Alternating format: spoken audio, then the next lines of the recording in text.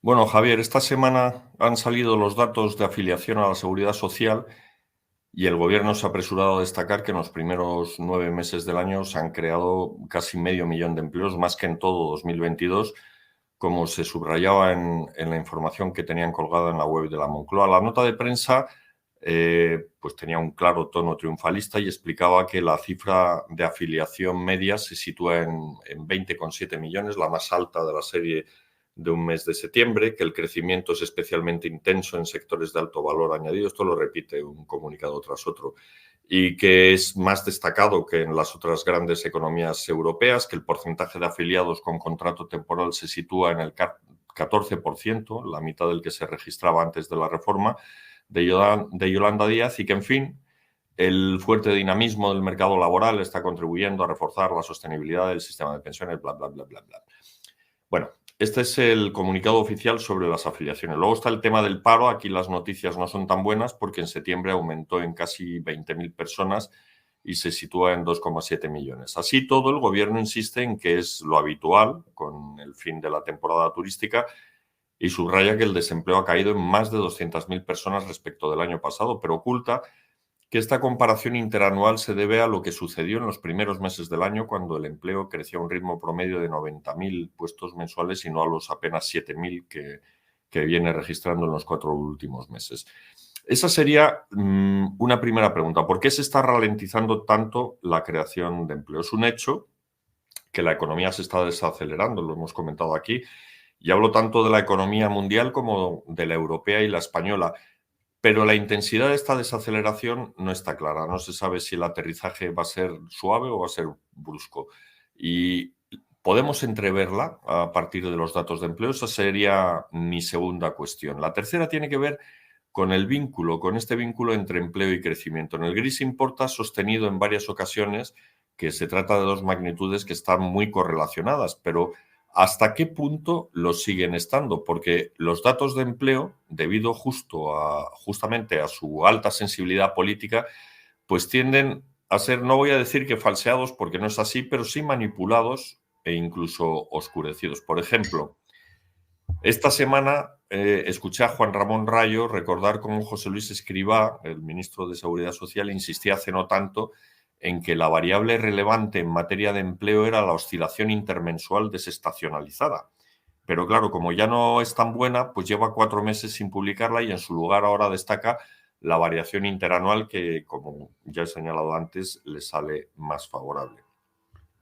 Pero este no es el único punto de oscuridad. Tenemos también el asunto de las contrataciones.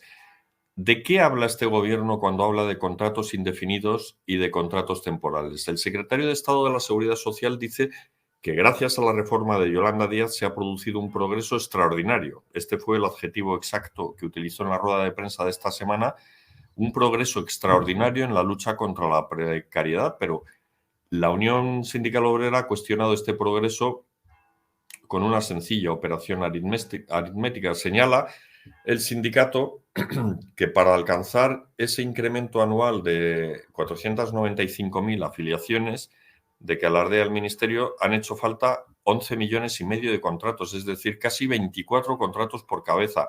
Y después de preguntar el sindicato cuánto duran esos contratos, alerta del peligro de que volvamos a los contratos cerilla, que son esos contratos que se consumen al día siguiente de usarlos. El caso es que, ante la falta de fiabilidad de las estadísticas oficiales, muchos analistas llevan algún tiempo evaluando la salud del mercado laboral con otro indicador que no es que sea más difícil de trampear, pero que, bueno, había pasado hasta ahora más inadvertido a los spin doctors de los ministerios. Me refiero a las horas trabajadas. ¿Y qué es lo que nos dice este indicador? Pues en vísperas de las últimas elecciones generales y como parte de su ofensiva para desacreditar la gestión socialista, Alberto Núñez Feijóo denunció en la cadena SER que el empleo no iba tan bien porque se habían registrado menos horas efectivas trabajadas en el año 2022. He consultado los datos del Instituto Nacional de Estadística y efectivamente el cuarto trimestre de 2022 se cerró con 630.000 millones de horas trabajadas, que eran unas 16.000 millones menos de las que había en el primer trimestre. Pero luego han vuelto a aumentar y el último dato disponible, que es el del segundo trimestre de 2023, pues hemos vuelto a las 670.000 millones, y que son 40.000 millones más que en 2022. Se trata de un aumento, sin duda, pero de un aumento francamente modesto, y en cualquier caso que se compadece mal con ese progreso extraordinario en la lucha contra la precariedad de que habla el secretario de Estado, porque cuando comparas de un lado las horas trabajadas y de otro las afiliaciones, pues obtienes dos evoluciones muy diferentes.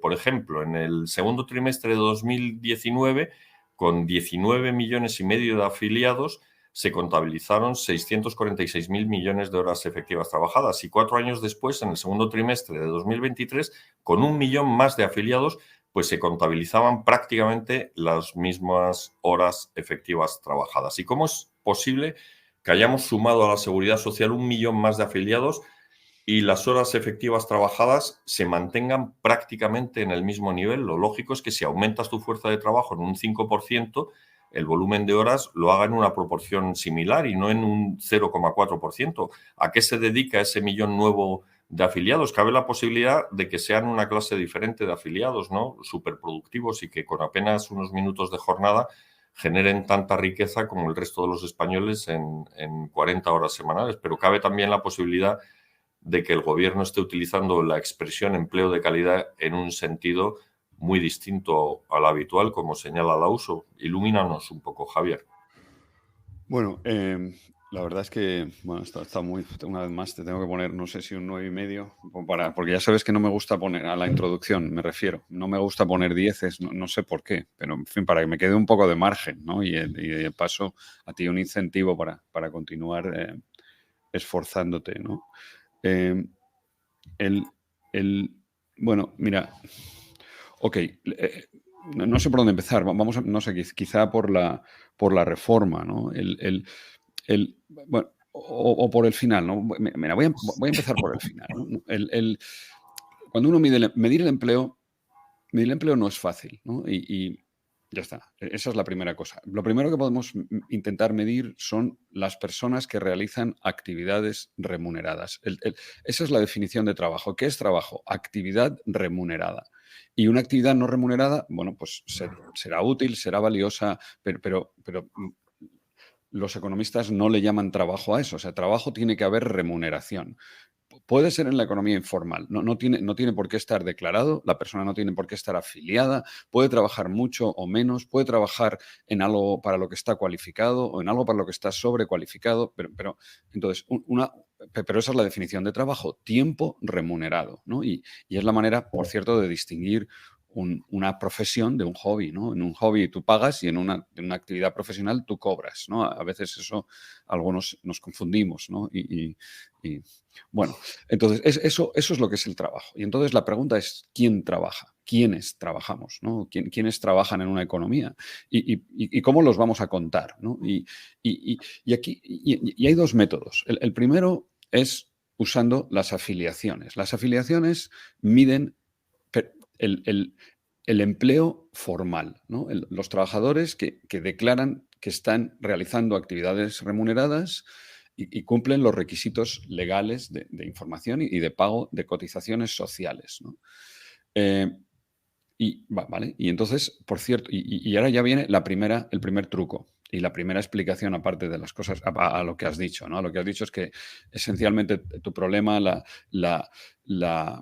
pregunta, la duda, y esa duda que, como sabes, es ¿qué ha pasado en estos últimos 4 años? ¿Cómo ha sido la gestión económica del gobierno de coalición, ¿no? Que es el que ganó legítimamente, por supuesto, las elecciones y ha gobernado estos 4 años, que han sido unos 4 años muy especiales y excepcionales, con una pandemia que es un suceso que ocurre una vez cada 100 años y la invasión de Ucrania, que pues vamos a poner cada 50 años, ¿no? Por ponerle, ¿no? Por darnos cuenta de la excepcionalidad de las cosas y ya.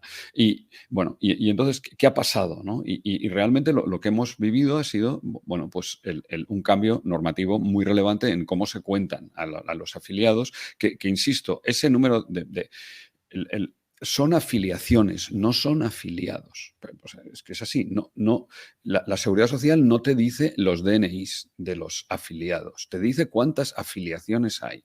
Y déjame que yo te diga, yo todos los días del año soy 2. ¿no? A pesar de que tengo un DNI, y ayer por la noche, que fui colaborador de A3 Media, porque iba a llamarlo el circo de la sexta, pero uno no debe morder la mano que le da de comer. Un poco circo sí que es. Y fui 3 afiliados. Y yo ayer tuve un contrato de colaboración. La Sexta me contrata como trabajador por cuenta ajena, me da de alta en la Seguridad Social y me da de baja en la Seguridad Social con un contrato cerilla de esos que, por cierto, también te tengo que agradecer que no sabía que se llamaran así. Y ya sabes que a mí las metáforas económicas simpáticas pues me gustan y lo pienso adoptar, ¿no? Y tengo un contrato cerilla que el último mes tuve pues 8 o 10 cada vez que intervengo en A3 Media. Esa es la forma en la que A3 Media me contrata. Entonces yo soy 3 afiliaciones. Una parte del misterio de los afiliados, ya te lo voy a contestar, es el pluriempleo, el aumento del pluriempleo, ¿no? Con lo cual hay muchas afiliaciones. Y ahora viene la siguiente pregunta. Bueno, estaba yendo para atrás y ahora voy a ir para adelante. O sea, que tú puedes contar afiliados.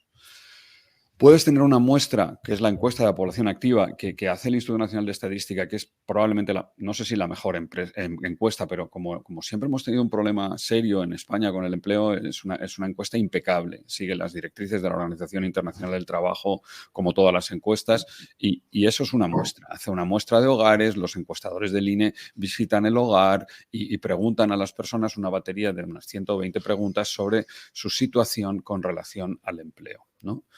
Y esa encuesta, pues pregunta, ¿no? Y los encuestadores, que son encuestadores profesionales, deciden si le dan validez a esa encuesta, si le están mintiendo o no. Y ahí otra vez lo que preguntan la pregunta primera es: ¿ha realizado usted actividades remuneradas durante al menos 1 hora en la semana de referencia? Es una encuesta trimestral, se elige aleatoriamente una semana, que es la semana de referencia, y si dices que sí, has realizado actividades remuneradas por cuenta ajena, por cuenta propia, en fin, o mantenido usted una... Hay unos pocos de detalles técnicos más, ¿no? Porque ahí las personas que están, ¿no?, en una situación, en un ERTE, también dicen que sí han realizado, si mantienes una relación con tu empleador laboral, ¿no? Con tu empleador y estás temporalmente apartado de tu trabajo, ¿no?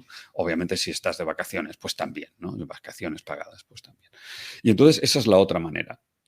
La Seguridad Social cuenta afiliaciones y la EPA hace una muestra que luego eleva ¿no? Y ahí los encuestadores también ahí te dicen actividades remuneradas, no te preguntan si estás afiliado o no estás afiliado, si es en la economía, en fin, luego te siguen preguntando cuántas horas y te preguntan todo lo demás. Vale, esa es la otra manera. Y la tercera manera, que realmente es lo que nos gustaría, es, bueno, no vamos a contar personas, ya sea afiliaciones, que vuelvo a decirte, la Seguridad Social podría dar números de DNIs y no cuenta DNIs, cuenta actos administrativos, que es estoy afiliado 1, 2, 3, 4, 5 veces, ¿no? Que una persona... Pero antes de que sigas, porque lo estaba consultando ahora en la nota de prensa que he utilizado y es de la web oficial de la Moncloa, habla de afiliados, no de afiliaciones. Pues hablará de lo que tú quieras y son Claro, afiliaciones. no, pero que después de escucharte podría ser, a lo mejor es un fallo involuntario, pero también puede ser algo intencionado, Ok, ¿no? si me estoy equivocando, pues ya estoy metiendo la pata hasta arriba, pero No, yo puede, o estoy sea, ok, puede que me esté equivocando, pero vuelvo a decírtelo, son con afiliaciones, porque afiliaciones, entonces, sí, sí. ¿qué haces con los que tienen 2 y 3? ¿Ok? ¿Comprendes? Entonces, ¿qué es Claro. más razonable contar? ¿No? O sea, porque fíjate que cada afiliación tiene un impuesto. O sea, yo pago 3 veces a la Seguridad Social. De hecho, casi todos los años tengo la suerte infinita, y ahora ironía de que me devuelvan, de que tengo un exceso de cotización, ¿no? ¿Por qué? Pues porque cotizo por 3 actividades. Y como tú te des de alta en 5 epígrafes, seas un autónomo y te des de alta en 5 epígrafes del censo ¿no?, de actividades profesionales, pues eres 5 afiliaciones y con un solo DNI, ¿no? Entonces, bueno, pues ya está.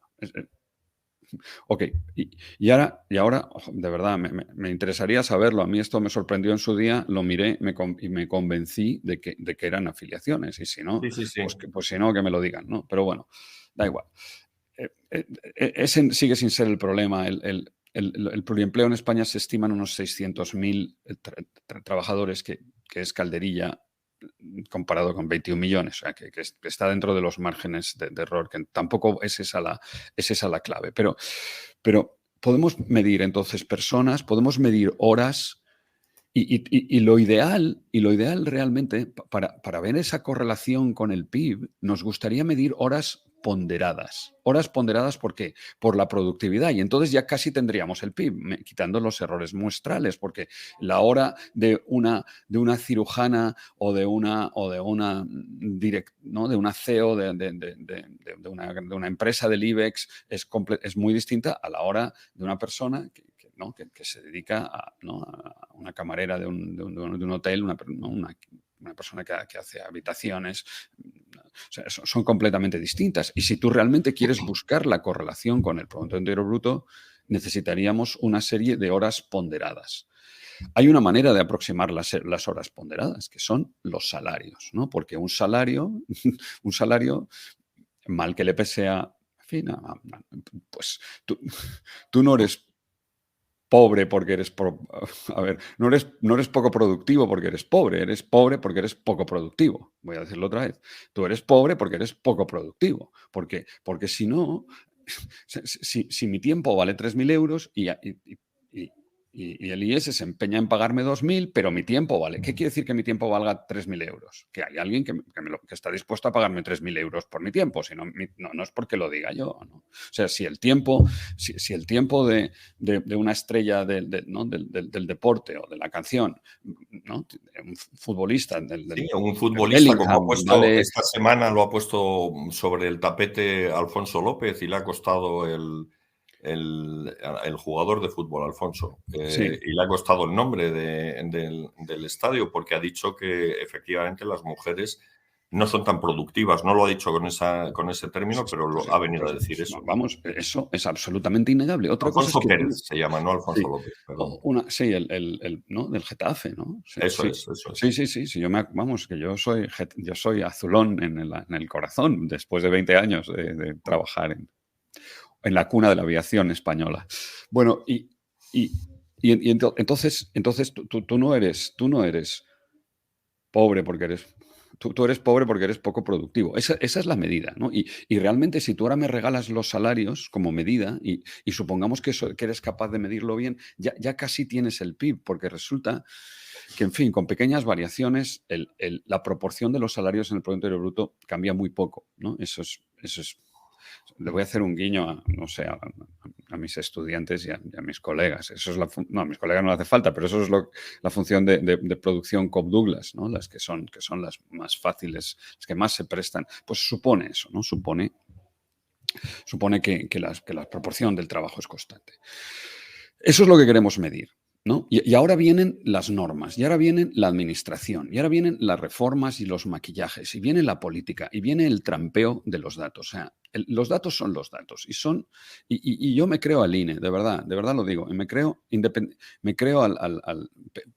pero lo que no tiene sentido es decir, por ejemplo, ¿no? que el empleo, que este empleo, que un fijo discontinuo es un trabajador indefinido, tiene un contrato indefinido. Bueno, pues administrativamente sí, pero resulta que en España hay muchos trabajadores de temporada porque tenemos una estacionalidad muy intensa y trabajan, les contratan en abril o en marzo y trabajan 6 meses con una intensidad insoportable en muchos casos, son grandes profesionales. Y luego el resto del tiempo, ¿qué hacen? Bueno, pues algunos descansan, se recuperan y se preparan para la siguiente temporada. Otros no, otros buscan empleos ¿no? que tengan una estacionalidad distinta, ¿no? Por ejemplo, pues hay muchos socorristas que en invierno son monitores de esquí, ¿no? Por decir algo, que son las dos típicas cosas que tienen estacionalidades completamente distintas y son tipos que son deportistas, ¿no? que están en forma y hacen eso y combinan el socorrismo de la piscina, el trabajo en una piscina del verano con el trabajo en una estación de esquí en invierno, ¿vale? Fenomenal. Otras personas buscan empleo y no lo encuentran y otras personas no lo buscan. Todos esos están en el mismo saco, ¿no? En el mismo saco, porque lo que no nos está dando la seguridad social, intencionadísimamente, es el número de fijos discontinuos en cese de actividad y en situación de búsqueda de empleo. Búsqueda y disponibilidad, que deberían considerarse parados. Entonces, no sabemos. No sabemos cuántos hay. Y entonces... Pero no sabemos cuántos hay porque ese dato es muy difícil de detectar o porque no le da la gana. Bueno, mira, con la encuesta de la población activa, por eso hay dos opciones aquí. Ignorar por completo las afiliaciones que no te dicen las horas, porque no te las quieren decir, porque obviamente, claro, yo no sé cómo cuenta, cómo se puede contabilizar a 3:30 lo que yo hice ayer, cuántas horas he estado, ¿no? O sea, a mí me mandaron el taxi a 1 hora, hubo retrasos porque hubo mucha atención a la tremenda tragedia que está ocurriendo ahora mismo en la Franja de Gaza y en Israel. Y estuvimos allí un rato esperando, pero bueno, supongo que yo realmente no hice nada. Estuve leyendo, por cierto, un libro muy interesante, Artificial, ahora no me preguntes quiénes son, dos ilustres programadores argentinos. Y bueno, y luego me vine a casa. Entonces, ¿cuántas horas trabajé ayer yo? ¿Cuántas horas estuve afiliado? O sea, el contrato será de un día, ¿no? Y entonces a lo mejor cuenta un día, no sé si es un día, no sé si son 8 horas, ¿cuántas horas, no? Entonces, eso es muy difícil de saber, sí, eso es muy difícil de saber, pero la situación, entonces la encuesta de población activa te pregunta cuántas horas has trabajado, te pregunta, la segunda pregunta es, si tú dices que no has realizado actividades remuneradas para ser un parado de la encuesta de la población activa, no del registro de paro. El registro de paro es aparte. De la encuesta de población activa te preguntan, la segunda pregunta es, ¿ha buscado usted activamente empleo? Y te da una serie de actividades que se consideran búsqueda activa de empleo. Ha enviado usted el currículum, se lo ha contado a sus amigos, en fin, está en contacto con una oficina de empleo, bla, bla, bla. Vale. Si dices que sí, eres un buscador. Y te falta una más. Si le hicieran a usted una oferta, ¿está dispuesto a... ¿Para cuándo está buscando empleo? ¿De manera inmediata? ¿Estaría dispuesto? O sea, la búsqueda tiene que ser en el mes anterior a la entrevista y la disponibilidad a incorporarte a un puesto de trabajo tiene que ser en los siguientes 15 días. O sea, estás disponible inmediatamente, ¿eh? Si te hacen una oferta, y tú puedes decir sí o no. No, mire, yo estoy buscando, pero para dentro de 2 meses porque es verano o porque no me conviene o porque estoy cobrando el paro o porque no sé por qué. ¿Ok? Vale. Y entonces eres un parado de la EPA. Y ya está. Y ahí no hay fijos discontinuos que valgan, ¿no? A menos que les hagas una pregunta a estos trabajadores y les digan, ¿usted tiene un contrato de fijo discontinuo, sí o no? Sí. Pero ahí ¿está realizando actividades remuneradas? No. ¿Por qué no? Porque estoy en cese de actividad. ¿Pero está en búsqueda y disponibilidad? Sí. Pues entonces ese va a salir como parado en la EPA. ¿Ok? Bueno, entonces tenemos un lío contable en algo que no es fácil de medir. Las horas ponderadas es lo que realmente está correlacionado con el PIB, las horas ponderadas por la productividad, o sea, los salarios están ponderados por el PIB y están muy correlacionados. Y además, en todas estas medidas hay errores muestrales, ¿no? Excepto en las afiliaciones, si las hiciéramos bien, porque si la Seguridad Social tuviera una verdadera voluntad de transparencia, te daría las afiliaciones, los afiliados y y alguna medida de horas, porque realmente cuando tú tienes un trabajo a tiempo parcial, que aquí es donde es la siguiente idea muy importante, cuando tienes un trabajo a tiempo parcial, pues ese contrato especifica el número de horas por el que tú estás cotizando a la Seguridad Social. Y ahora vamos al tiempo parcial. ¿Qué ha pasado? Porque esa parte me parece que es más relevante para la pregunta que tú haces. Pues ha pasado que ante la subida del salario mínimo interprofesional, muchas empresas, que afecta a unos 2,5 millones de trabajadores, ahora ya no estamos hablando de calderilla, ya es más del 10% de la fuerza de trabajo, pues ahí muchas empresas lo que han hecho ha sido reducir o sea, siempre que subes el salario mínimo interprofesional, destruyes o sumerges empleo. ¿Okay? Algunas empresas han cerrado porque no lo pueden pagar. Por cierto, muchas empresas dedicadas a la dependencia, a prestar servicios de dependencia para mayores, como no podían pagar 1.000 euros, pues simplemente han cerrado y ya está. Han destruido empleo. Otras empresas, ¿qué han hecho? Bueno, yo te voy a seguir pagando lo mismo que antes, 800 euros, pero te voy a reducir el contrato. Ya no tienes un contrato de 40 horas, ahora te voy a hacer un contrato de 30 horas. No sé si vas a trabajar 40 horas o no, pero imagínatelo, pero te lo puedes imaginar, ¿verdad? O sea, porque recuerda, te voy a recordar, cada hora no trabajada supone 2 delincuentes, el trabajador y el empleador, ¿no? Que están incumpliendo. ¿Qué quiere decir delincuente? Incumples la ley, ¿no? Y estás sumergido parcialmente, ¿no? Y entonces, ¿qué ha pasado? Pues que ahí vemos que hay muchos contratos que ya no son de 40 horas. Y esas horas, las horas contratadas, que las tiene la Seguridad Social, no nos las cuentan. Y no las sabemos. Porque a la Seguridad Social, ahora nunca jamás lo ha hecho. Va a empezar este gobierno. Venga ya, hombre, este gobierno le podemos acusar de todo, pero de transparente, seguro que no. O sea, la manipulación de datos que ha hecho el gobierno de coalición, la sistemática manipulación y la falta de... Empezando por el COVID, empezando por la contabilidad de los fallecimientos, ha sido tan absolutamente grosera, ¿no? y tan flagrante que a los que nos importan los datos, de todas las cosas que a mí me han resultado intolerables y ofensivas, esta quizás sea de las mayores, ¿no? Porque bueno, ante todas estas reformas, las series han perdido completamente su continuidad. Y ahora me queda la última cosa que es calderilla, es un poco más técnico, que es la estacionalidad, pero también la desestacionalización de las series, que también lo has dicho.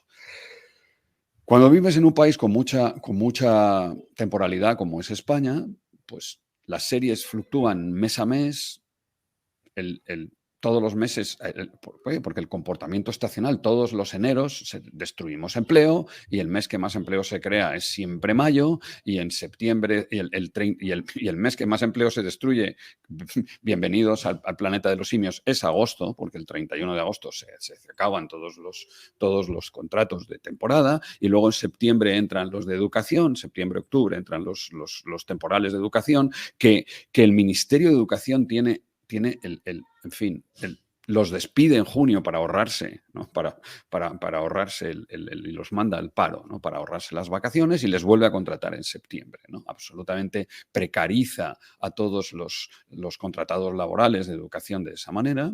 Nadie dice nada. Y esto lo hacen el Ministerio de Educación y Ciencia y las autonomías donde están transferidas desde toda la vida entera, ¿no? No sé, en fin, no sé si en la Proviosa lo hacían o no lo hacían. Supongo que sí, porque no lo iban a hacer, ¿no? Bueno, y entonces la desestacionalización se hace con unos polinomios, ¿no? Con unos polinomios que reparten los meses que todos los años tienen mucho empleo, les quitas un poco y se lo das a los otros. Esos polinomios no hay quien se los crea. Yo jamás miro mi respuesta y no son estables. No hay nada que diga que hayan permanecido los coeficientes constantes con el COVID, con la invasión, con las sanciones, con el cambio de la economía. Entonces yo a mis sectores, a nuestros lectores diría, mira, cuando veáis desestacionalizados, borradlo, o sea, ni lo miréis.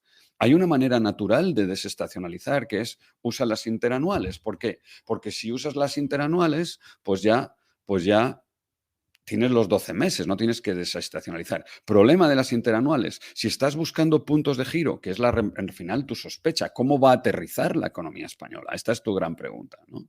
Y la respuesta honrada, la única respuesta honrada, mira, ni idea. Cuando aterrice, si aterriza, ya te lo contaré cómo aterrizó, ¿no?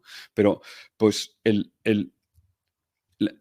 cuando quieres buscar un punto de giro, 11 meses de atrás te contaminan mucho. Con lo cual, ¿cuál es la última cosa que puedes hacer? Compárame septiembres. Compárame la serie de las afiliaciones. Da igual, del número de empleo que tú quieras, de los afiliados, las afiliaciones, las horas, lo que tú puedas tener del mes de septiembre, de todos los septiembres. Y como septiembre siempre es septiembre, ya te queda, pequeñito detalle otra vez, y tengo que contarlo todo, los efectos calendario. ¿Qué es un efecto calendario?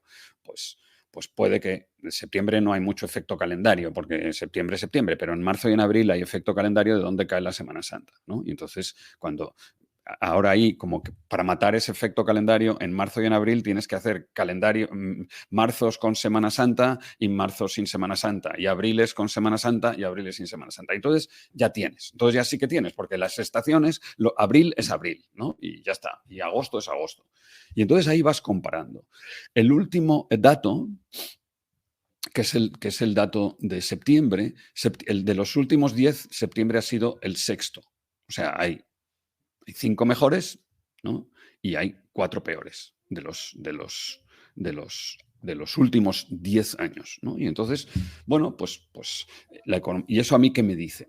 Me dice que la economía española se está desacelerando, continuamos con una tasa interanual de creación de empleo sorprendente, ¿no? Pero consistente, es que se nos olvida. Mira, crecer al 2%, ¿qué es lo que va a crecer la economía española este año, como no haya un cataclismo o una gran sorpresa en un sentido o en el otro? Es un poco por encima de la media. O sea, es a lo que crecemos. Y cuando crecemos a esa tasa, más o menos creamos 400.000, entre 400.000 y 500.000 empleos.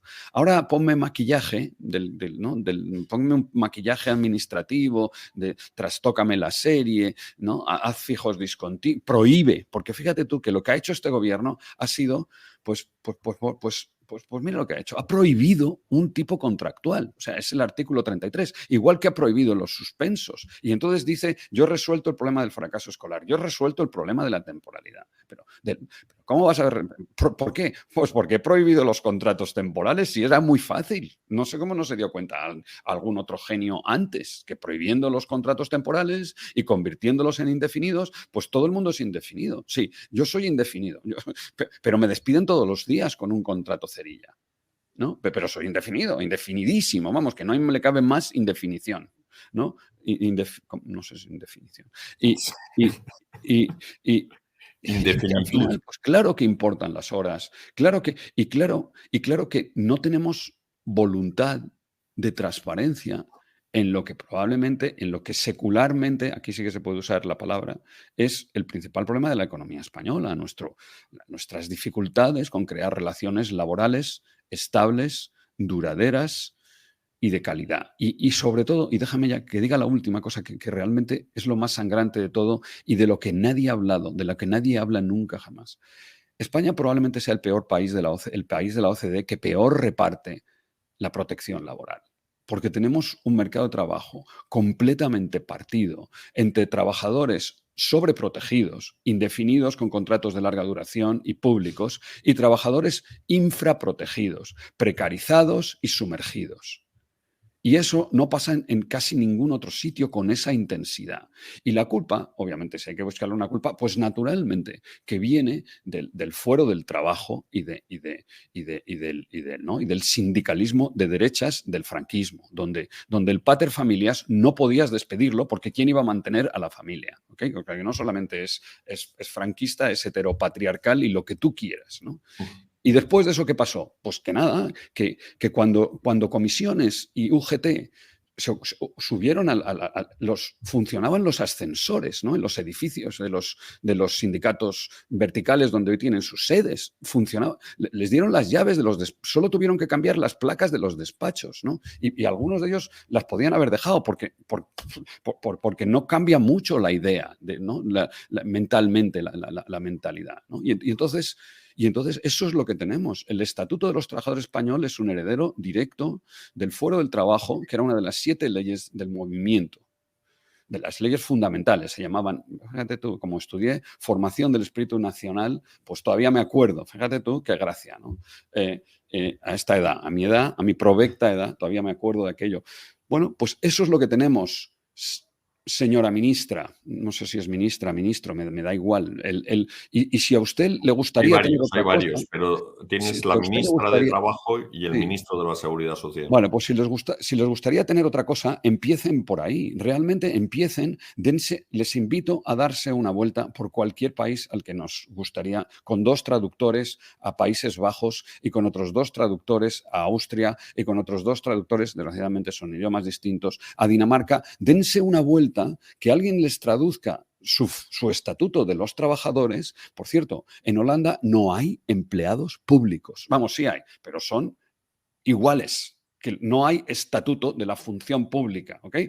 Fíjate tú, imagínate que se nos ocurriera empezar por ahí. Dese usted una vuelta por esos 3 países, que alguien le traduzca sus estatutos de los trabajadores y, por favor, compárenlo con el nuestro. Y entonces van a entenderlo todo, van a entender casi todo, porque detrás de casi todo lo que ocurre en España está el Estatuto de los Trabajadores español. Y bueno, pues ya está, ofensoflama, pero es que en realidad eso es lo que cambia. No, los españoles no somos ni mejores ni peores trabajadores que los holandeses, ni que los austriacos, ni que los daneses. Somos iguales, muy parecidos. A lo mejor, fíjate tú, a lo mejor un poco mejores, porque los pobres los menos ricos, okay, estamos dispuestos a trabajar un poco más, o sea, ¿sabes? O sea, más cornadas da el hambre, ¿comprendes? O sea, o más cornadas da el... Y entonces, pues probablemente, a igual formación, estemos dispuestos a esforzarnos un poco más, ¿no? Pero el Estatuto de los Trabajadores, que es el que regula las relaciones laborales en España, y todo su desarrollo, y todo su maquillaje, y todas las milongas de las reformas y las reformitas y los cambios administrativos, es el que determina cómo son nuestras relaciones laborales. Y compárenlo con los de otros países a los que deberíamos aspirar a converger. Porque en el fondo lo que nos gustaría es ser más productivos para ser más ricos. Pues sí. Sorry. No, has estado bien, sí, esa es la perspectiva. Pero eso es lo que hay, ¿sabes? O sea, y eso es lo que está, me has llevado, y te lo agradezco, me has llevado al verdadero fondo de la cuestión, a dónde está el problema y qué es lo que está pasando. Y mientras tanto, ¿qué? Bueno, pues de verdad, no tengo tiempo ni espacio mental, pero ese libro nos hace falta, Miguel. Tenemos que escribir qué ha pasado estos últimos 4 años, porque es muy, muy difícil de saber. Y tu dato de los 11 millones de contratos para crear 500.000 empleos netos habla de una rotación absolutamente insoportable, ¿no? Que es la manera con la que responde el mercado a un salario mínimo interprofesional que no es consistente con lo único que tiene que ser, lo que es con el valor, con la productividad de nuestros trabajadores menos productivos, ¿comprendes? O sea que el salario mínimo interprofesional o es completamente irrelevante si está por debajo de la productividad de nuestros trabajadores menos productivos, o es absolutamente distorsionante y destructor de empleo y creador de economía sumergida cuando está por encima de la productividad de nuestros trabajadores menos productivos. Y ese es el verdadero problema. Y si alguien piensa que este no es el problema, que monte una empresa, ¿no? Que monte una empresa con los trabajadores menos productivos y que les pague 10.000 pavos sin ayudas públicas, ¿no? O sea, que yo no sé a qué esperan los sindicalistas y no sé a qué esperan para montar esas empresas y dejar de explotar a los trabajadores y pagarles un salario digno, ¿no? ¿Qué es lo quién se lo impide? Bueno, eso, siempre que se produce algún tipo de, o sea, siempre que discutes con gente muy de izquierdas, muy pro sindicatos, te comentan que las condiciones de trabajo que son indignantes, etcétera, etcétera, Pues que lo etcétera. hagan ellos. Pero luego, cuando ellos se ven en unas circunstancias complicadas, como por ejemplo tienen que hacer un ERE, pues te aplican el despido de los 33 días con toda paz de espíritu. Y en ese momento entienden exactamente las restricciones con las que funcionan los empresarios, pero luego se les vuelven a olvidar, ¿eh? Porque yo esto lo he hablado con gente que se ha visto involucrado en quiebras de empresas, siendo ellos muy de izquierdas, lo han pasado fatal y han aplicado, pues eso, lo que les resultaba más favorable desde el punto de vista empresarial. Y luego, cuando se han recuperado, pues en fin, han olvidado completamente esto. Es otro de los misterios del cerebro humano. Sí, déjame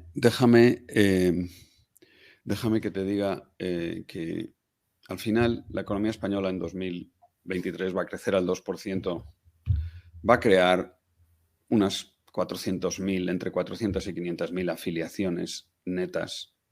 Voy a seguir diciendo afiliaciones mientras alguien no me convenza que son afiliados. No, sí, yo lo decía, Javier, porque yo creo que de forma malintencionada hablan de afiliados y no de afiliaciones, pero claro, no, por eso no cuadran los números, por eso son afiliaciones, claro, creo. por eso, O sea, pero bueno, es un buen año y de hecho a mí me sigue llamando la atención y creo que merece una investigación detallada el comportamiento del mercado de trabajo, ¿no? Que por otra parte, desde luego no hemos destruido 3,5 millones de empleos como en 2008, 2009, 2010. El empleo lo hemos mantenido con los ERTES, me parece que ha sido una medida acertada y eso le ha puesto un suelo a la desaceleración de la economía española y a su eventual aterrizaje. En este entorno, con Alemania parada, sin crecer, ¿no? Estancada, esa es la palabra, con Alemania estancada, China ¿no? con un crecimiento muy debilitado, en clara recesión, me parece, para su tasa habitual de crecimiento, creciendo 3 o 4 puntos por debajo de su media histórica, pues realmente le va a costar mucho trabajo mantener el 2% el año que viene, que es lo que están reflejando todos los pronósticos de coyuntura, ¿no?